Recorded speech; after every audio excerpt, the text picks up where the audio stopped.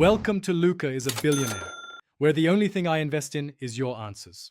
You need Apple ID continuity to sync notes, so sign into the same account on both devices now. Once signed in, open Settings, tap your name, choose iCloud, and enable Notes. This tells Apple to store notes centrally. Make sure iCloud storage has room because full storage blocks sync. While you're at it, connect to a reliable Wi-Fi network and keep device awake briefly. Sync happens faster on Wi-Fi and when devices aren't suspended. Open the Notes app and tap Accounts to inspect where each note lives. Only notes stored under iCloud will sync automatically. Once done, move any local or third-party notes into your iCloud folder by selecting, tapping Move, and choosing the iCloud location. Make sure Settings Notes shows iCloud as default account so new notes go there.